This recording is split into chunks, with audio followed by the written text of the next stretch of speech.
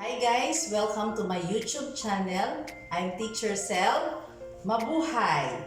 Today, I'm going to show and discuss to you the parts and functions of the industrial sewing machine or the high-speed sewing machine. So, let's start!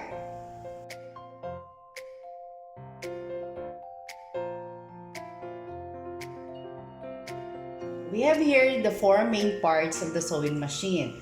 The head, this is the head, where the most mechanical parts of the machine is located. This is the bed, where the fabric or the processes being done while you're sewing. And the stand, we have here the stand, wherein it supports the table and the head. And the last main part is the motor. So here's the motor. Okay, the motor is the electrical unit which runs the sewing machine. This is the thread stand. Okay, and in the thread stand we can see the two the thread tray. So it's where you're going to place your cone of thread or your spool of thread. Okay. Then the next part is the bobbin winder. So the bobbin winder, this part here, is where you're going to wind the thread of bobbin in your bobbin. Okay. Next one is the balance wheel. The balance wheel is used for driving the working mechanism of the sewing machine. Others call it a balance wheel. So we also have the belt inside. And this one is the belt guard. The next is the stitch regulator. So the stitch regulator regulates the length of the stitches. So the length of the stitches, as you can see, there are numbers here. The length of the stitches will depend upon the type of fabric that you're going to use in your project. Okay. Then the next one is the reverse lever. So the reverse lever is used when you're going to, it reverses the fabric when you're going to push it down. Okay? And then others also call it the bar top lever. And here we also have here the oil sight window. So the oil sight window is used for showing the availability of the oil in the oil reservoir. Okay, let's proceed on the left side of the head. So here are the thread guides. This is what we call the two-hole eyelet. Other machines have 3 holes. Okay, then proceed on the thread tension assembly. See, so here's the whole thread tension assembly. So as you can see, there are 2 discs here. This is what we call the tension disc.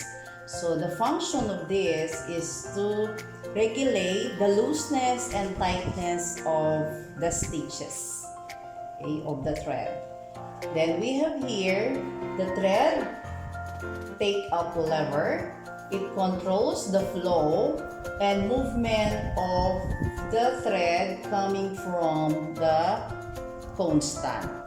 Okay, so we proceed. So this one is the face plate.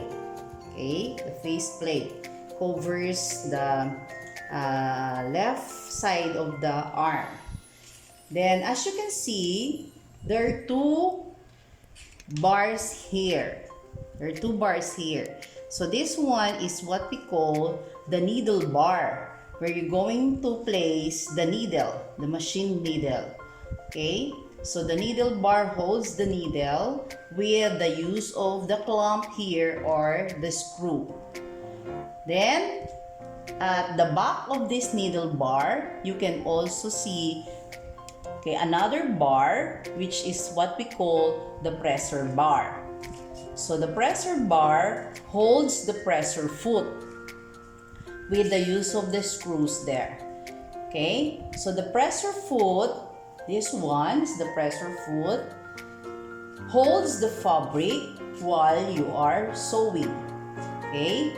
Now, if you're going to raise the pressure foot, okay, while you are winding the bobbin, you use this pull-up arm. So this one is the pull-up arm. Okay? So if I'm going to raise the pull-up arm, the foot will also raise. Okay? Then, at the lower part of the pressure foot, you can see the feed dog. This is what we call the feed dog. So this feed dog has teeth that serves the teeth of the machine, works in conjunction with the pressure foot. So the feed dog will move the fabric. So if the pressure foot holds the fabric, the feed dog will move the fabric. Okay? Then we can see two plates here. The rectangular shaped plate is what we call the slide plate to give access to our bobbin and bobbin case. Then the other one plate here, half moon in shape, is used to cover the feed dog. And as you can see, there are measurements here. So you can use these measurements here when you're going to sew seams in your project. So there are measurements which is for 1 inch, 3/4, half, and 1/4 of an inch. Okay? Then it's also very important that the needle is also part of the sewing machine. Okay? Okay, we have here the switch. Okay, as you can see, there are two colors here. If you're going to put on the sewing machine, just press the green button for you to run the sewing machine. And then after using the machine, okay, push the red button for the machine to stop. So do not forget to put off the sewing machine after using. The next one is the knee lifter. So here is the knee lifter. Okay, there is a circular plate here, and which you're going to push this, it will lift up the pressure foot.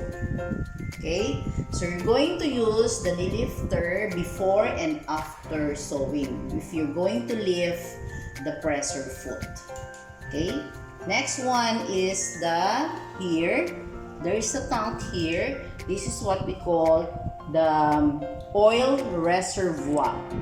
Okay, so oil reservoir contains the machine oil which lubricates the inside parts of the head. Okay, and we have here the treadle. So the treadle is a platform, okay, where your feet rest. So if you're going to push it, if you're going to use your toes to push it down, the machine will run. And if you're going to use your heel to push it down, the machine will stop. So that's the brake. So we have here the clutch and the brake. Okay? So this is the whole treadle of the machine. So those are the parts and functions of the industrial sewing machine. So if you find my video interesting, please like and subscribe to my YouTube channel. Sewing is my life, and have fun!